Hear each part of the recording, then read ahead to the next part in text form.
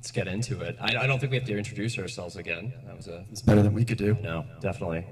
So why don't we just get into it? So I think people, Chris, when they hear Harman and you work there, they think of Harman Kardon, like the brand proper, right? But it's actually a portfolio. Like you guys actually own quite a few brands, some consumer-facing, some professionally oriented. Can you tell us about how the portfolio is structured, how you guys approach kind of different marketing channels and unique retail opportunities across each one of those brands? Yeah, so first it's always, oh, my grandfather had one of those. That was always the first thing we always heard. Oh, we have a Harman Kardon receiver at my great aunt's house, always. So Harman is a house of brands, we like to call it. And you have JBL, which is what we're going to spend most of our conversation on. That's like our Gen Z, young, mainstream brand. And then you have a series of luxury brands, Revel, you have Mark Levinson, then you have brands like AKG, which are used more in the professional space for mics and things like that. Then we have a whole pro division. So we have all these different brands. And it was funny, Caleb and I were talking, and some companies like to put their brands against each other. We very consciously segment out our brands so that there's very specific price points or products, or we'll take a product and say, you know what, that actually feels more Harman Kardon than JBL, so let's move, change the trademark.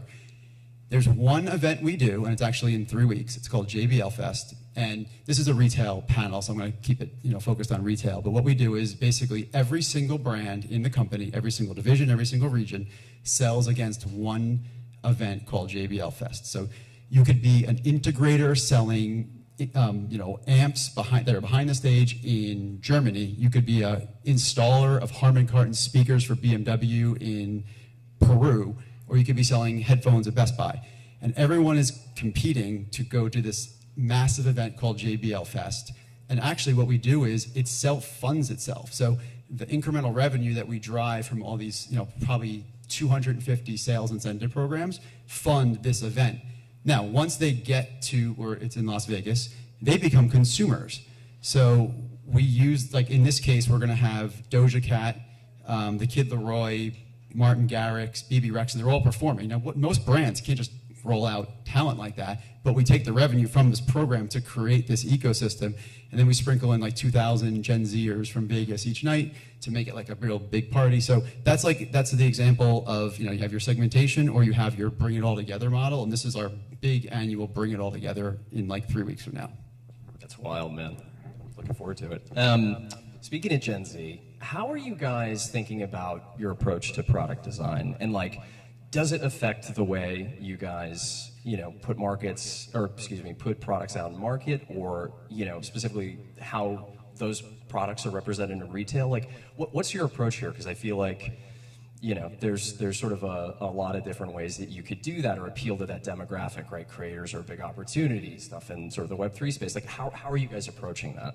Yeah, so we have an engineering team. They're tops in the industry, and they're creating these products, right? And they get delivered to us, and we do what we can to position them through whether it's the advertising, how we market them, price points, etc.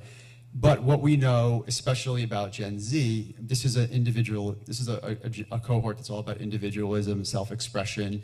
They want to really represent themselves in how they dress, how they carry themselves, and even in our cases, our products. So we've put a significant investment behind personalization, where right now, at the most basic level, you can go on, you can throw a picture of the family on your speaker and it gets shipped 2 days later, and that's kind of table stakes. But we're going to be creating a complete personalization ecosystem, including when we go on the road, where we're going to have personalization printers, where you can literally go up, order a product at one of our events, and have it delivered to you immediately with whatever picture you had on your phone or whatever you were doing. So PZ, personalization, is a really big focus for us. If you think about the millennial generation, right, it was FOMO. It was all about, I have to be like everyone else, and I'm not going to say any other brands, but everyone probably had white Q-tips sticking out of their ears, and it was kind of that, we used to call it the Q-tip mafia, and everyone had to have those, and if you didn't, you actually felt like you were missing out on what everyone else had. This generation is kind of the opposite. It's like, I've seen another blue one, I want orange. So we're really going out of our way, and even the way we launch our products, so in the US we have, just in True Wireless alone, 13 or 14 SKUs times a million colors, because we're trying to cater to that kind of mentality of individualism. It's really cool. I know you guys do a lot of like product drops, like collabs and stuff. We're in New York, so like Supreme comes to mind, like kind of as the first one. But you guys are doing some other stuff. Can you talk a little bit about that, and like how do you approach these partnerships? Like, how do you decide a brand is a good fit for you guys or JBL, right? And then are you looking at those in terms of bottom line sales, or are they like point of market entry kind of tactics? Like, what's your strategy with that? With the bottom line sales, that's a good way to think of, good way to counter think about it. Because what's really interesting about the drop culture, and we've probably been active just for about 13, 14 months tops in this space. And when you drop something and you sell it out, right? You send a bunch of blasts around the company, and you know, we sold out in 14 minutes. The interesting thing about, I'm going to give you only one sales fact about JBL. JBL sells a headphone a second, every second of the day, every day of the year. So we sell a headphone a second. So if you think about, and you really look, anyone who's ever worked in the drops industry, you know you don't make 10,000 of them, right? You make and the whole idea is scarcity. The whole idea is it's urgency. So it's actually small quantities. So you go to like the sales teams who are selling, you know, oh, well, I just got an order, you know, we'll be like, hey, we sold out in 12 minutes. And they're like, well, I just got an order for like $4 million for this one store. So kudos. Like, so it's a very interesting kind of like yin and yang of how like mainstream sales versus kind of that different type of mentality with drops. I look at drops as long tail marketing, right? You're trying to create suction. You're trying to create interest for your brand. That's not going to translate to the same ROI, your bottom line, that you would if you just sold it all out at Target, right? It's going to be a totally different model. So we've done 3 drops in this year. So first was with 100 Thieves. They're like a preeminent gaming and lifestyle company, and we created a 100 Thieves branded, skinned version of our JBL Quantum gaming headphones. We created an event. It was awesome. It was really cool. It's kind of, and the whole spirit of it, by the way, the whole way we go about this is it's in their terms, in their voice, kind of to their consumers. And we trust that they know their audience better than we do. And so we don't try to like take over their, oh, well, hold on, let me show you how we're going to commercially market it. No, it's like, do what you do. We set up like an 8-bit, it was all 8-bit video games. It was a retrospective of sound. So you start in the 70s, 80s, 90s, and you ended up in the current day with like JBL Quantum 100 Thieves headphones. And it was really cool. We did something with Supreme where we took our classic JBL L100s. It's like a box cabinet speaker.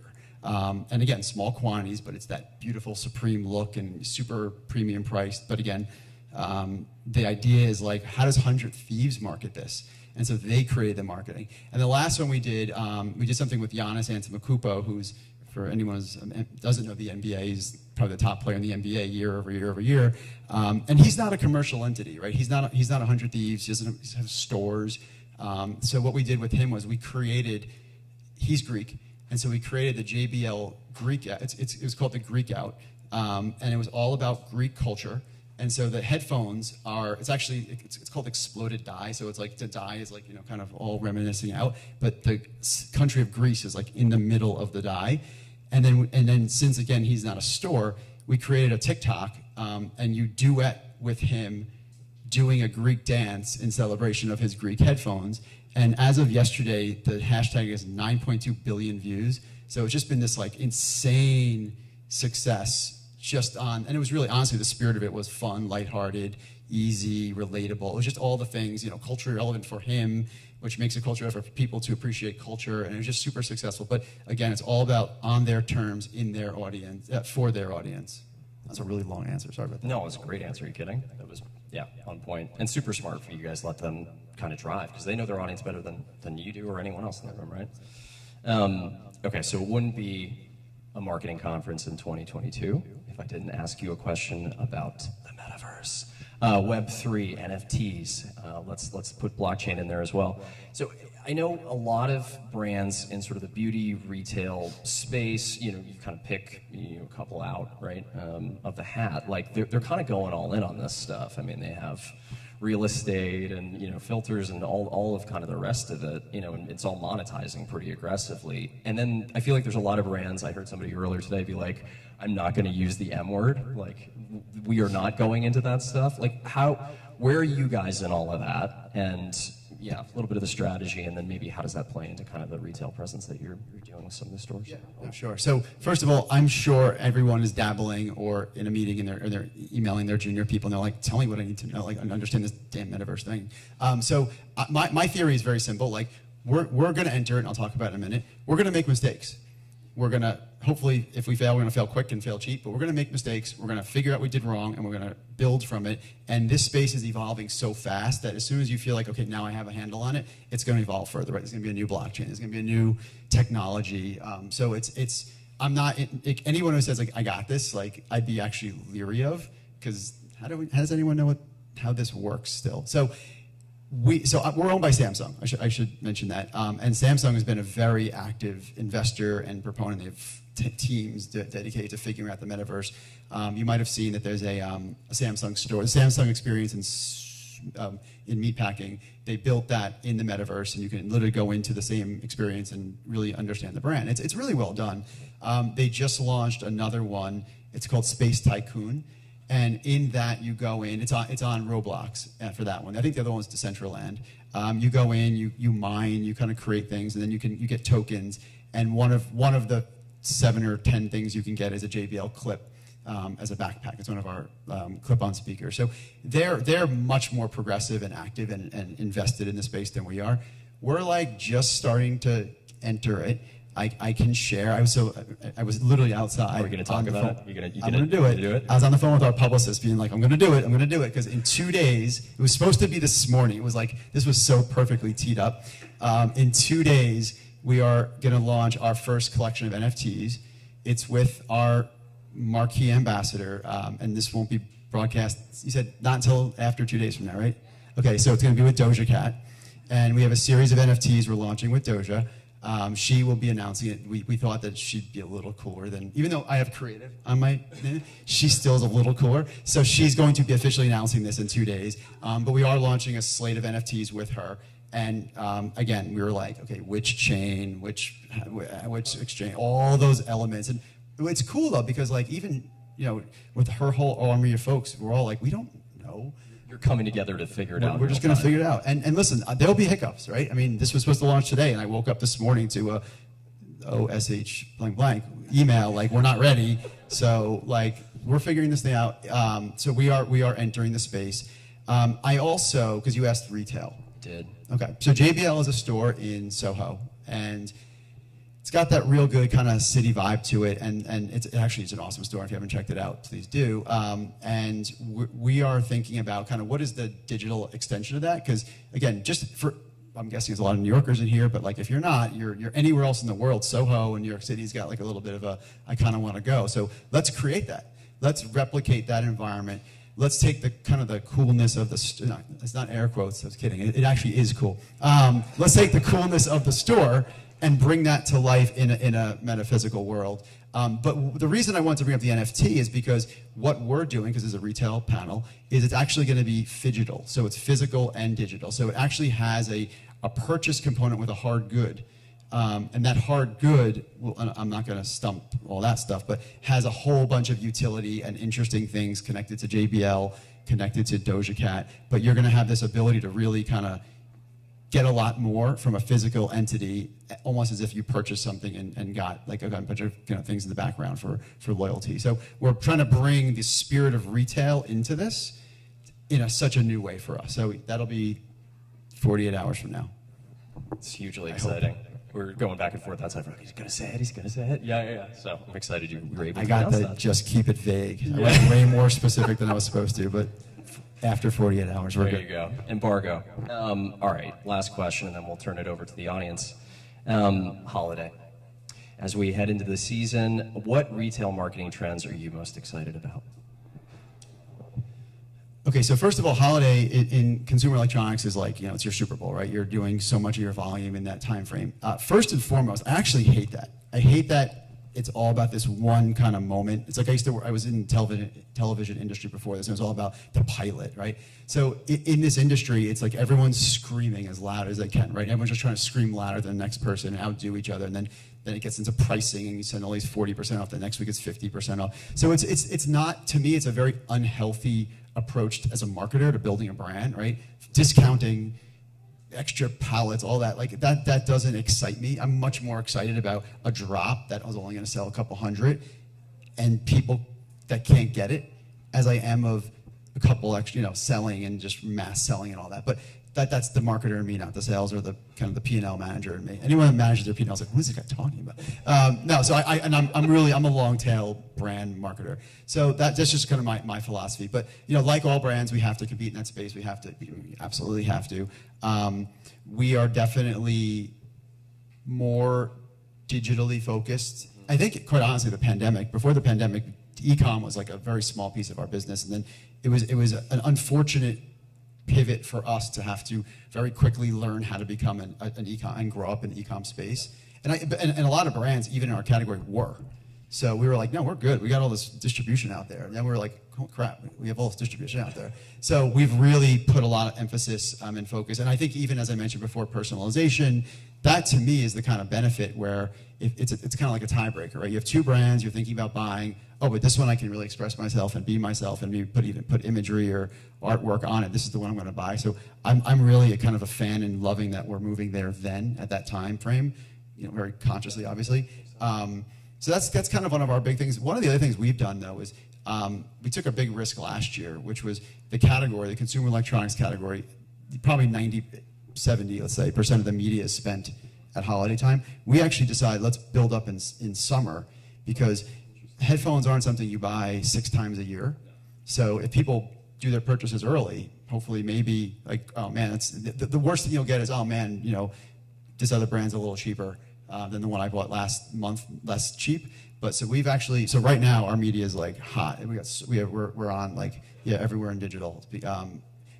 Again, we'll be there, but this is where we're investing. So we're doing a little bit of a risk for the second year in a row in that category. Hopefully it pays off for you guys. We'll see. I won't be here. If I'm not here next year, you'll know it didn't work out so well. You know how that went. Questions from the audience? Anything from folks out there? I know they're probably all want to ask about the embargo, but that's fine. Questions otherwise? But remember to say your name and where you're from. Or are you all like, there's a women in leadership panel right after this. Will these guys stop talking so we can hear that? I kind of want to hear that too, but.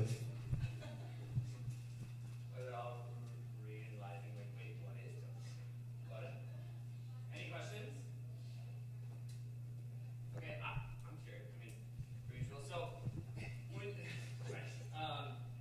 talk to us about, and I apologize if I missed it in the restroom, but I'd love to hear a little bit about, like, to your point, you've got holidays, like all these families, but do you zero in on a particular, either generation or area? Like, I would love to hear a little bit more about that. Or are you, to your point, you're like, it's holiday, and it's like anyone, everywhere, go for it? Yeah, no, it's a very fair question, and it's probably a little bit of both. I mean, it's obviously the anywhere, everywhere. So it's funny. It's a very random story, but our head of e-com is one of my oldest friends, and we've done Thanksgiving together for 20 years, and now he's in this e-com job, and he's literally has to check every 20 minutes. There's an hourly call every hour for a day about kind of our sales. So it is an anywhere, everyone, whatever you got, great, and it's all about the dollars. But I can tell you that the marketing we do, and we're very consciously focused on the Gen Z market. But there's degrees of how you do that. Just I spent 10 years at Pepsi, and at Pepsi you marketed towards a younger generation, but it was never kind of off-putting to an older generation. And we stay very similar to that lane, because also in reality, a lot of Gen Zers are 15, right? They're not walking around with $300 in their pocket. So it's around either getting their parents to say they're interested, and the parents saying, oh yeah, I've heard of them. I'm willing to spend $300 on that brand, versus what is this thing you want to get? Because they do know, they've heard of the other brands in our category. They probably have the Q-tips in their ears. So it's how do you create suction to the generation that will be the future, is going to have all the buying power, right? At the same time, driving that kind of gatekeeper to say, yeah, I'm willing to put those dollars into that. Yeah. Hi, Toby. So in terms of the personalization, it sounds like there's so many different choices. Is that a total nightmare when it comes to production, it comes to shipping, it comes to timing, or do you stock that all, and then do you create sort of drop mentality that you can only get the green so-and-so? So first of all, you're getting headphones for asking the first question. No one knew that. I guess you do too. You asked a great question, and just to delineate, there's personalization and there's customization. So customization is kind of what you're referring to, which is you create skins of something. So there's 50, 100, 500 of an item. which is, yes, an inventory nightmare. We'll do them more so we just did an event 2 weeks ago. We were at the Martha's Vineyard African American Film Festival, and we unveiled our HBCU platform. And there, we created a speaker that had the logo of the film festival on the speaker. So that's customization. And the way we avoid inventory is we'll do like 10, and we'll sell 9, we'll keep 1 out, and then everyone else who orders them, we'll ship it to you overnight for free. But then we're not with any inventory at that point. Personalization is literally, it's a 1 of 1. So you want something that has X, you want something that has Y, you want your speaker to match your headphones. So like that is an individual, it's done by an individual printer that's uploaded to, it's almost like when everyone's bought grandma a mug, or the coffee mug with a picture of the family on it. So it's kind of like that. But what we've done is we've created a lot more artistic tools and filters where you could either literally go on and draw, or we'll give you suggestions. So we'll do things with Giannis and our ambassadors, Doja. Well, I'm sure there'll be like filters we'll create where you can have either likeness or something along those lines. But that's a customization versus personalization. And every time we do customization, it's an inventory challenge. That's a nice way of putting it.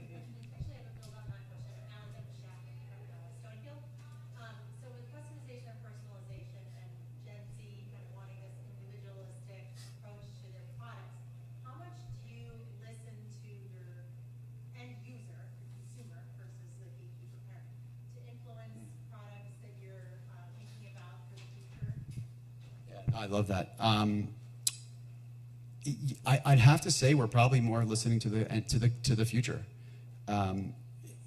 Listen, there's plenty of sneakers or things that a Gen Zer wants that their parents are like, that's not something I would want, but I'm going to buy it.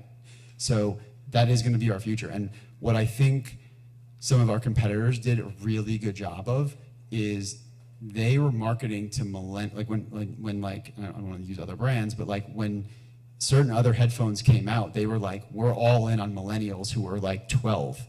And other brands, like we were like excellent at Gen Z. And they were like, we're going after this market, and we're going to sell this one product, and we're going to put this one big name behind it, and we're going to drive the hell out of them. And now every millennial owns those headphones.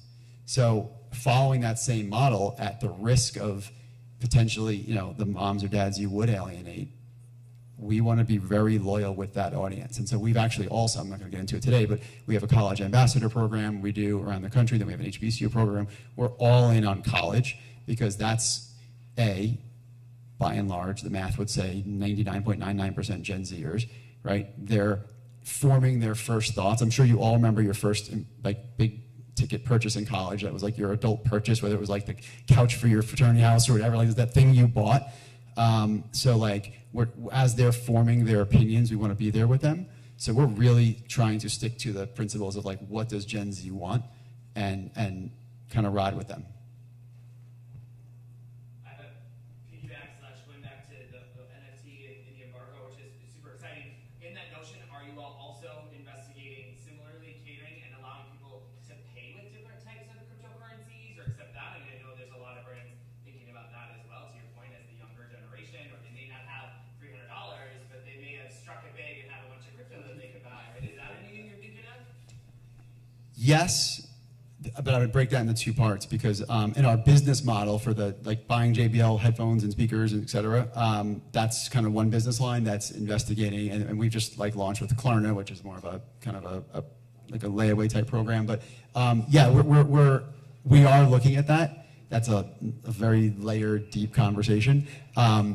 Through this NFT we're launching, that's part of what I can't get into because the platform's part of the story. So it'll make more sense when it launches. But there's kind of all these questions about sustainability and this and that and with the crypto, and so we're trying to learn. I was saying with Caleb before, we're literally, the fact that I was on a call 10 minutes ago about this, we're flying this plane and building it at the same time. We're like, does anyone know how to fly a plane? So we're that's we know there's a lot of roadblocks to success in this space. And again, that's why when I set this up and I went and sold it up the line, was we're going to make mistakes. Please go in with us knowing that we're not going to be perfect. And we might do this, and the exchange it's on might get blown up for some reason, for something that we didn't see coming, right? Because we're not investigating the space all day long. But I really believe in taking the chance and again, leveraging the power, kind of going back to the drops model, like leveraging the power of the partner. Because again, like what our talent's going to bring is so much greater than the story that another brand launching another NFT is going to tell. The NFT is so intimately tied to our ambassador, whose name I said before, and her story and what she's kind of about right now. So it's just like, it's her story supported by us versus our story shoving her name and likeness onto it. And thanks for, I mean, I'll speak for myself and you, but thanks for bringing us on this plane. I mean, hey, we knew you're like, shit, there's no pilot, but it's fun. Just make sure you want to be on this flight. Yeah. Any other final questions? You have time for one more quick one if you've got it? Yes. I guess from a D2C perspective, getting someone to buy twice, right, is pretty difficult. So what's kind of the strategy there? So if I buy headphones, and you try to position me to buy speakers, and what does that look like? Yeah, no, and it's a great kind of strategic modeled question. So there's so many layers to it, right? So there's the first, so I'm going to give you three different ways to look at it. One is we have our cradle to grave, which is like get someone young.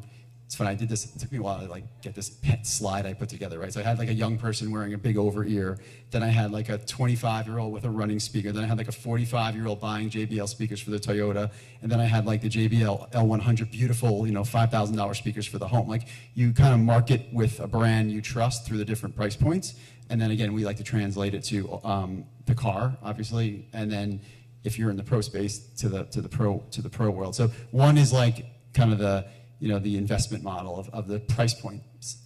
Another is bundled, right? So great, so JBL's number one in the world in portable speakers, and we're like number 5, 6, or 7, depending on what ranker you're looking at in headphones. So we have a long way to go in headphones. So we actually say portables is the reason you buy us, and then our whole idea is build enough trust in what we have in our headphone that you'll then buy in our portable that you'll then buy our headphone.